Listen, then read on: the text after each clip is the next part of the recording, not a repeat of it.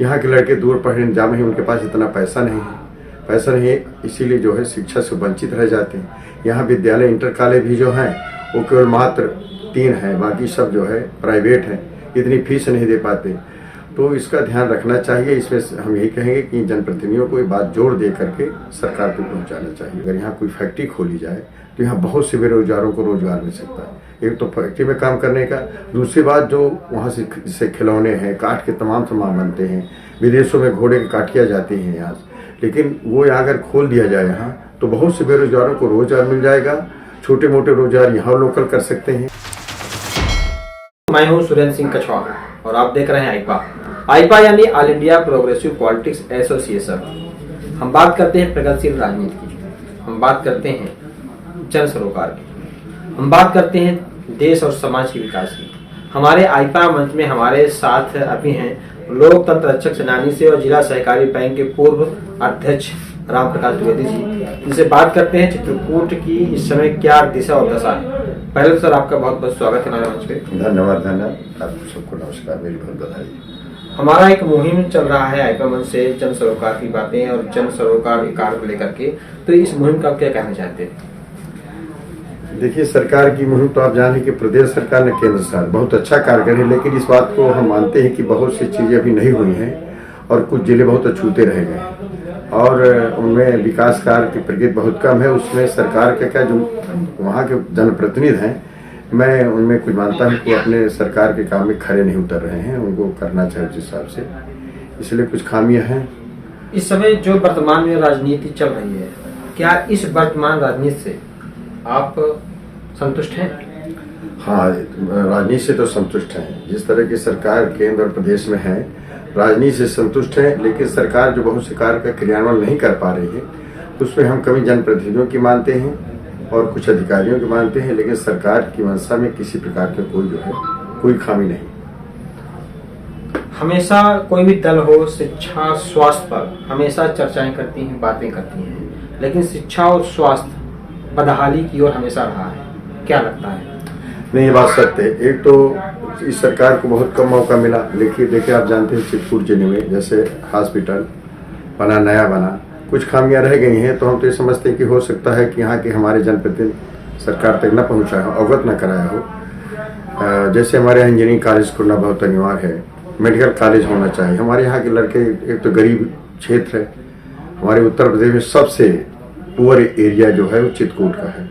यहाँ के लड़के दूर पढ़ने जा रहे हैं, उनके पास इतना पैसा नहीं है, इसीलिए जो है शिक्षा से वंचित रह जाते हैं। यहाँ विद्यालय इंटर कॉलेज भी जो हैं वो केवल मात्र 3 हैं, बाकी सब जो है प्राइवेट हैं, इतनी फीस नहीं दे पाते। तो इसका ध्यान रखना चाहिए। इसमें हम यही कहेंगे कि जनप्रतिनिधियों को ये बात जोर दे करके सरकार को पहुंचाना चाहिए। तो क्रियान्वयन नहीं हो पा रहा है, इसलिए खामियां तो हैं। ऐसी चीजों में सरकार को क्या करना चाहिए कि यहाँ पर क्या होना चाहिए, जरूरतें क्या है? नहीं, सरकार बता तो रहा, जैसे हम मेडिकल कॉलेज है और जैसे हमारे यहाँ आप जानते हैं कि यहाँ लकड़ी का कारोबार, अगर यहाँ कोई फैक्ट्री खोली जाए तो यहाँ बहुत से बेरोजगारों को रोजगार मिल सकता है। एक तो फैक्ट्री में काम करने का, दूसरी बात जो वहाँ से खिलौने हैं, काठ के तमाम सामान बनते हैं, विदेशों में घोड़े की काटियाँ जाती हैं यहाँ से, लेकिन वो अगर खोल दिया जाए यहाँ तो बहुत से बेरोजगारों को रोजगार मिल जाएगा। छोटे मोटे रोजगार यहाँ लोकल कर सकते हैं, लेकिन अभी नहीं है। जैसे यहाँ बहुत सी चीज पत्थर की चीजें बनाई जा सकती हैं, लेकिन यहाँ कुछ पहले जो है आपको शायद याद न होगा, यहाँ एल्युमिनियम की खोज की गई थी मानीपुर में, लेकिन उस समय दस्युओं का जो है साम्राज्य था, इस वजह से भाग गए। ये सरकार को पहल करना चाहिए कि अगर ये वहाँ से आया है, एल्युमिनियम की वहाँ है, तो उसको उस पर भी बहुत काम हो सकता है, एल्युमिनियम कारोबार हो सकता है, कच्चा माल निकाला जा सकता है, कच्चा फैक्ट्री खुल जाए तो उससे तमाम चीजें तैयार की जा सकती। सरकारें कोई भी हो और सरकार बनने से पहले ही दल तमाम लोग लुभावने वादे करते हैं। रोजगार को लेकर आप बात कर रहे हैं, रोजगार के लिए कहते हैं हम ये करेंगे, कभी कहते हैं हम फैक्ट्री लगाएंगे, ट्रेड इंडस्ट्री लगाएंगे, लेकिन धरातल पर कभी काम नहीं हुआ। चित्रकूट जिला पूरे बुंदेलखंड का सबसे पिछड़ा जिला हुआ और ये नीति आयोग में कहती है सबसे पिछड़ा इलाका है। हालांकि इंडस्ट्री प्रभावित था, जिसके कारण यहाँ पर पहले इंडस्ट्री लगने से दूर भागते थे लोग, यहाँ इन्वेस्ट नहीं कर पाते थे। तो क्या लगता है सरकार इस समय क्या कर सकती है और क्या करना चाहिए? देखिए, अभी तक जितनी सरकारें हैं उधर ध्यान नहीं दिया, बिल्कुल नहीं ध्यान दिया, ये मैं दावे के साथ कहता हूँ। वर्तमान सरकार का है ध्यान, इससे नहीं कर। देखिए आप चित्रकूट में देख लीजिए, कि कितने दिन से धार्मिक स्थल था, कोई जानता नहीं था। वर्तमान सरकार ने जो काम किया, वाल्मीकि आश्रम को आप देखते हैं कि पहाड़ का पहाड़ बना था, कुछ नहीं किया गया था, वर्तमान सरकार ने किया। राजापुर गोस्वामी तुलसीदास जी के लिए कुछ नहीं, लेकिन वहाँ के लिए भी उन्होंने सोचा। और सड़कों का, बिजली तो यहाँ मिल ही रही है। लेकिन सबसे बड़ी चीज बता तो रहा हूँ कि जो चीज होनी चाहिए तो वो सरकार का हमें ध्यान आकर्षित कराना चाहिए, और यहाँ अधिकारियों पर जो है, यहाँ जनप्रतिनिधि हैं, उनको दबाव दे करके उस कार्य को क्रियान्वित कराने में इनको उनका सहयोग करना चाहिए। इस बार जरूर परिवर्तन हुआ, बदलाव, अच्छी सरकार आई है। और वो हमें विश्वास है कि अगर अगली सरकार आई तो हो सकता है मेडिकल कॉलेज भी खोले, इंजीनियरिंग कॉलेज भी खोले, जो इंटर कॉलेज भी सरकारी खुल सकते हैं, या एड की व्यवस्था की जा सकती है। एड ओड है, कुछ विद्यालय हो जाए, उन्हीं की फीस कम हो जाएगी। तो इस तरह से अगर ऐसा हो जाएगा, और जैसे लकड़ी का कारखाना, योगी जी का विचार था कि यहाँ कारखाने लगवाए जाएं, तो बेरोजगारों को रोजगार मिल सकता है। और जैसे अल्मोनियम वाला है, अल्मोनियम का अगर वहां पर खदान जो खुदाई जाए तो एक तो बहुत मजदूरों का वहां काम लग जाएगा, दूसरी बात कच्चा माल मिलेगा। तो जब तक हमारे यहाँ नहीं कोई फैक्ट्री है तो कच्चा माल बाहर जाएगा, तो उससे भी हमारे जिले को फायदा होगा। तो इस तरह सरकार को मौका मिलेगा अगला, तो हम विश्वास है कि इस सरकार के अलावा बाकी जो पिछली थी उन पर तो हम देख लिया और सभी लोगों ने देखा है कि क्या किया है। ये धर्म नगरी चित्रकूट है, यहाँ भगवान श्री राम 11.5 वर्ष निवास किए हैं। हालांकि यहीं पर आपके चित्रकूट सदर से कुछ दूरी पर गणेश बाग है, जो मराठा कालीन बना हुआ है। और यहाँ पर अगर सरकारें ध्यान देती तो काफी टूरिस्ट जगह बढ़िया थी, काफी दूर से लोग आते हैं। लेकिन क्या कारण है, कोई भी सरकार से ध्यान नहीं देती?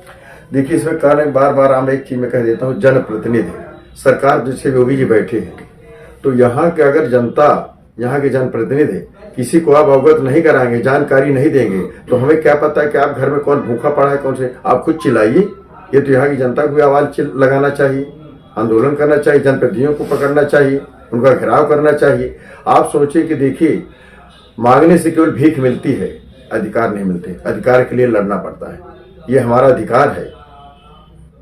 बाबूजी, जनता वोट करती है, कुछ तो जनता वोट खुश होकर करती है कि हम जनप्रतिनिधि चुनना है, और कुछ वोट करती है मतलब न उनको खुशी होती है न नाराजगी होती है, वोट करते हैं, क्योंकि जनसिद्ध अधिकार है वोट मतदान करना। तो हालांकि जनता कहीं न कहीं सरकारों से नाखुश होकर के और सत्ता परिवर्तन कर देती है, लेकिन जनता के जो वादे जनता को दिए जाते हैं फिर भी पूरे नहीं होते हैं। क्या लगता है कि इसमें जनता दोषी है या सरकार? लेकिन इसमें जनता का क्या दोष है? जनता तो जिस हमारा विश्वास किया, हम विश्वास पे खड़े नहीं उतरे, उन्होंने भी परिवर्तन किया। तो जब जिसको देखते हैं सब वही नजर उनको आते हैं, तो मजबूर होकर के चलते हैं। चलिए कुछ तो जो आप कहा ना कि बिना मन से वोट डालते हैं, वो चले आते हैं, चलिए हमें वोट देना है, जिसको मन में आ गया, जो मन में उस समय आया वो मन के हिसाब से दे दिया। अंदर से उनकी भावना नहीं रहती कि नहीं, जनप्रतिनिधि ने हमारे काम किया, इस सरकार ने हमारे लिए काम किया, इस पार्टी ने हमारे लिए काम किया है, हमें इसको वोट देना चाहिए। तो नहीं मान करके बिना मन के, कोई चाहे बिना मन के खाना खाएंगे तो आपको मजा नहीं आएगा, भूखेंगे अच्छा खाना लाएगा। ये ठीक इसी प्रकार है, जो बिना मन के आते हैं वो मन जी आते सोच के कुछ भी हो, लेकिन मन में आए किसको दे, इसको दे, चलो इसी को दे देते हैं। वो तो बिना मन वाले जो है ऐसे करते हैं, जिनको है कि वोट डालना है और किसे देना है, तो उनका मन तमाम इधर उधर जो है भटकता रहता है। फिर अंत में जो उनके मन में आए उसी को वोट दे दिया। ये बात, अब जैसे आपने एक बात गणेश बाग उठाई, देखिए बिल्कुल सही है।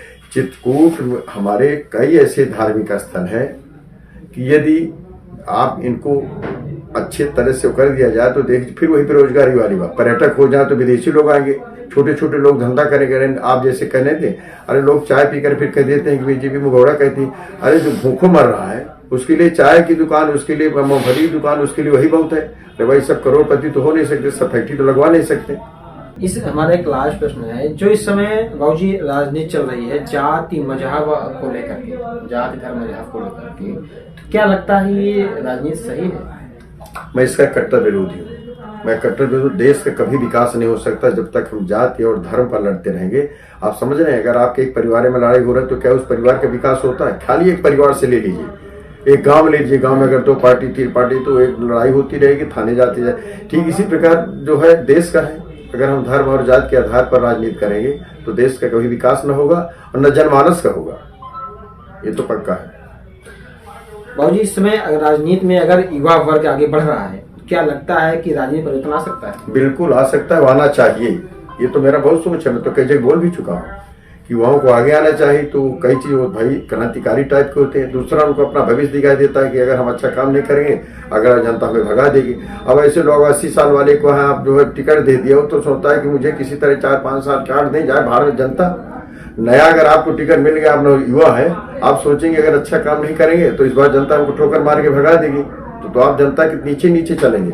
लेकिन आप ये जानते हैं कि बस मुझे इतना कार है, बाकी मेरे लिए आगे भविष्य मेरा ठीक नहीं है, तो जितना मुझे करना मस्ती करूं, जनता जाए भारत। इसका तो बिल्कुल ध्यान देना चाहिए। मैं एक पार्टी वाले सभी को सोचना चाहिए। अगर युवा आगे आ जाए तो एक क्रांति, सभी की क्रांति है, आगे क्रांति आगे तो निश्चित विकास होगा। आईपा मंच में आने के लिए आपको बहुत बहुत धन्यवाद। बहुत बहुत धन्यवाद आपको और आप बधाई जो आपने मुझे मौका दिया। अभी हमारे साथ है जिला सहकारी बैंक के पूर्व अध्यक्ष राम प्रकाश द्विवेदी जी, जिन्होंने कहा चित्रकूट जिला सबसे पिछड़ा इलाका है, दस्युओं से काफी प्रभावित रहा है, लेकिन दस्यु इस समय समाप्त हो गए हैं। लेकिन यहाँ पर रोजगार को लेकर भारी समस्याएं हैं। यहाँ रोजगार के लिए सरकारें चाहती नहीं है, हालांकि सरकारें इसलिए चाहती है क्योंकि वोट बैंक उनका कमजोर हो जाएगा। इनका मानना है कि यहाँ पर माइनिंग से लेकर के तमाम ऐसी चीजें हैं जहाँ पर रोजगार मिल सकती हैं। फैक्ट्रियां अगर लगा दिया जाए, माइनिंग है, तारकोल, तमाम चीजें ऐसी यहाँ पर जो है उपलब्ध हैं, क्योंकि यहाँ जंगल है और जंगल में ही मंगल है। हालांकि आपको बता दें सरकारें कभी भी इन पर ध्यान नहीं दी हैं, जिसको लेकर के युवा वर्ग काफी परेशान है। युवा वर्ग लगातार यहाँ से पलायन करके 10,000 15,000 नौकरी बाहर करता है। अगर यही उनको नौकरी मिल जाती है तो सोना सुहागा होता। हालांकि शिक्षा क्षेत्र की बात की जाए तो यहाँ पर इंटर कॉलेज के बाद कोई विश्वविद्यालय भी नहीं है जिससे छात्र, जो गरीब तबके के छात्र हैं, यहाँ अपनी पढ़ाई कर सके। और बाहर जाने के लिए जो गरीब हैं वो जा नहीं सकते हैं, इसलिए उनका शिक्षा के स्तर बढ़ नहीं पाता है। आईपा मंच के लिए सुरेंद्र सिंह कछवा, चित्रकूट।